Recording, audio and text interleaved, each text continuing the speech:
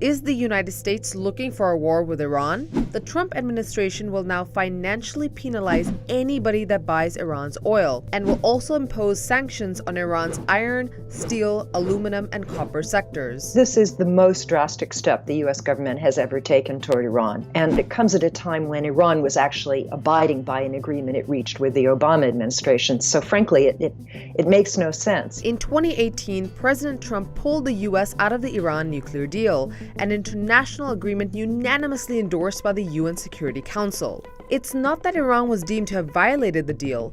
International inspectors and even U.S. intelligence certified that it was in full compliance. Trump rejected the agreement itself, having vowed on the campaign trail to take a harder line against Iran. Although the U.S. does hardly any business with Iran, Trump aimed to deprive Iran of its prime source of revenue by threatening sanctions against countries that buy its oil. After a year of so-called waivers to countries like China, India, South Korea, Japan, and Turkey, those threats of sanctions have now come into effect. So the United States doesn't buy any oil from Iran and hasn't for a very long time. But what it's trying to do is tell the rest of the world how it should conduct foreign trade. And needless to say, most countries resent being told whether they can deal with this country or that country. It's only because of the power of the dollar and the U.S. financial system, because most transactions have to pass through the American financial system, that we even have the power to do this at all. Some analysts think that the Trump administration's policy is short-sighted, could backfire in a number of ways, and even set the U.S. on a path to war with Iran. Many also see its purpose as being to create such deprivation among ordinary Iranians that they rise up and overthrow the regime, a long-standing goal of Washington hawks and Iran's regional foes. Though European powers like France, Germany, and the UK oppose the US withdrawal from the nuclear deal and the new sanctions, Washington hopes to pressure them to comply by implementing secondary sanctions. These block foreign companies from doing business in the US if they also do business in Iran. So some of Iran's remaining oil customers are likely to fall in line and comply with US demands. However, the situation is much more complicated when it gets to China, Turkey, and India.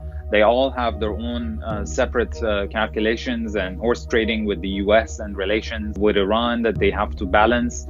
It's complicated and it's hard to predict in which direction these countries would move, but they will be the ones who will make or break the US's maximum pressure strategy against Iran. At first, it might seem like Trump turning up the pressure and reimposing sanctions will get the Iranians to comply to his demands. After all, sanctions forced Iran to sign that 2015 nuclear agreement, right? Not quite.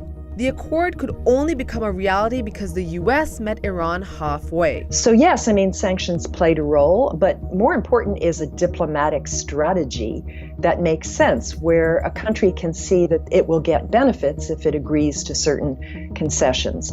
And those benefits were supposed to be an end to a lot of the sanctions, an ability to sell oil freely again, and to have foreign investment, and to see the economy grow in Iran. And that's where the Iranians have been cheated, because so far they've been following the restrictions they agreed to on their program, but they're not getting the benefits. There lies the difference between Trump's Iran policy and the Obama approach that he has reversed. The Obama administration believed that avoiding another massive U.S. military intervention in the Middle East required diplomacy. Obama and his advisors also believed that it was necessary to make realistic demands and offer clear incentives to Iran to prevent it from gaining the means to build nuclear weapons. Although Obama initially increased sanctions on Iran, he also saw that sanctions had failed to curb the country's nuclear program. In fact, quick history lesson. From 2001 to 2006, the Bush administration had attempted to halt Iran's enrichment program by using a mixture of diplomacy and threats of force. States like these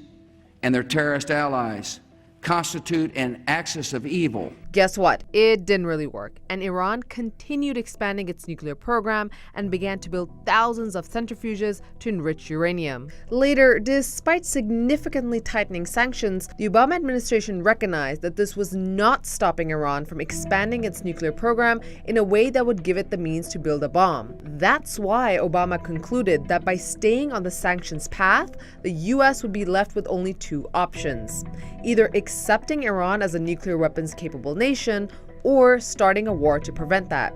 And he didn't want to do either. Today, After 2 years of negotiations, the United States, together with our international partners, has achieved something that decades of animosity has not.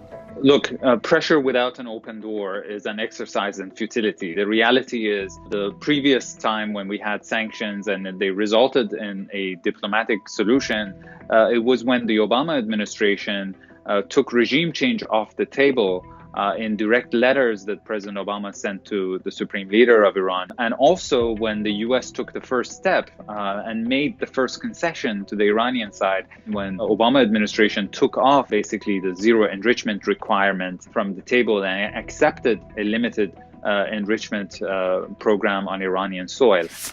It's important to remember that by all measures, Iran has been complying with the conditions underlined in the 2015 nuclear agreement. So if Iran has kept its end of the bargain, why hasn't the Trump administration done the same? Well, that's because adopting a harder line against Iran has been popular among American conservatives for a very long time. Even though Trump likes to say he's the great deal maker, the kinds of demands that Secretary of State Mike Pompeo put forward are simply unrealistic. I mean, they want Iran to completely stop its nuclear program, give up ballistic missiles, pull out of all the places it's involved in the region, even change its human rights policy. I mean, they're not going to do that. They're not going to capitulate to the United States. So what's the other possibility? Regime collapse. And I think that really is the goal of people like John Bolton. They want to see the country fall apart. The sanctions against Iran have hit the country hard. According to U.S. officials, Iran has lost more than $10 billion in oil revenue because of sanctions. The Iranian economy shrank by almost 4% in 2018 and is expected to shrink by around 6% in 2019. Iran's currency also lost more than 60% in 2018, worsening inflation in the country, which is expected to reach at least 40% in 2019. And the Trump administration may be looking to exploit this weakness. Look, there is this belief in Washington that Iran doesn't respond to pressure, but responds to massive pressure. So the idea is to ratchet up and increase pressure in a way that it would bring the Iranians to their knees, either to come back to the negotiating table and surrender, or instead of capitulating, maybe the regime will collapse. I think there are a lot of people in this administration, most important among them, National Security Advisor John Bolton, who believes that this is a moment of vulnerability in Iran, that its leadership is aging and its population is frustrated with political and economic stagnation. And if they increase the economic pressure, they have a chance of bringing about regime change, which is something that many people in Washington have been dreaming for at least 4 decades. But whether the United States can successfully sabotage and bring the Iranian economy to a complete collapse is still up for debate. After all, previous American presidents have attempted to cripple Iran's economy, but Iran has always found a way to survive. Without any doubt, the Iranian economy would be in dire straits. But one thing that is important to remember that this is not the first time the Iranians are experiencing these kind of economic difficulties. In fact, this is the 4th time in the past 4 decades that Iran is losing more than half of its oil revenue almost overnight. And the Iranians are quite resilient and quite experienced in dealing with economic difficulties and circumventing US sanctions. So if we're talking about short run, I think they have what it takes to remain afloat economically, but this situation is not sustainable in the medium to long term. Now, it may seem like the Trump administration is the only one wanting to turn up the heat under Iran. The truth is, a few other players are involved, specifically Iran's neighbors who aren't too happy with Iran's involvement in the region. Of course, there are U.S. allies in the region, Israel, Saudi Arabia, United Arab Emirates, which are strongly supporting this pressure against Iran because they don't want Iran to be as influential as it is in their region. And there is this tremendous rivalry between Iran and Saudi Arabia. It's just gotten worse since Mohammed bin Salman became so influential. And so the Saudi hope is that somehow Iran will draw back in the region, that it won't be so involved in supporting the Houthis in Yemen and propping up Assad in Syria and Hezbollah in Lebanon, that Iran won't be as influential in Iraq. I don't think that's going to happen. So now that the U.S. has moved to essentially strangle Iran's economy, how will Iran react? In May 2019, Iran gave an answer. it officially ended its compliance with parts of the nuclear deal. There are also signs that Tehran is getting impatient with the European Union. The European Union has come up with something called a special purpose vehicle for essentially a kind of ledger so that trade could go on between Iran and Europe without money actually changing hands, at least initially, a kind of barter arrangement. But it still has not started working, and Iranians are really, really frustrated. It's a year now since the Trump administration withdrew from the deal, and this special purpose vehicle is still not up and running. Trump's hardline on Iran is also an all-or-nothing gamble. It's important to understand that the Iranian political system is not all in agreement. This means that, just like in the US, there are competing voices in the political establishment. Quite a few of those voices weren't happy with the compromises Iran had to make in the nuclear deal. Now, those same voices are using Trump's abandonment of the deal to question whether there's even a point in cooperating with the West. The Iranian regime views US sanctions as economic warfare, and analysts fear that they could be provoked into more dangerous confrontations on other fronts, such as blockading oil shipments through the Strait of Hormuz, which could trigger military conflict. They think that because the election in the US is just a year and a half away, they have to wait to see the outcome of that election.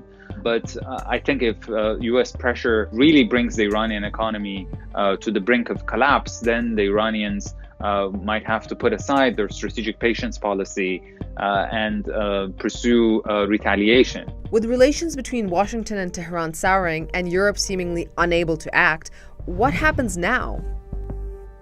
We are all hoping that the next administration, even if Trump is reelected, will change its policy toward Iran and will adopt a more realistic strategy that has a chance of really not just, changing Iranian policies that we don't like, but really improving the life of the Iranian people. But the pressure on Iran is escalating sharply, and the next US election is 18 months away.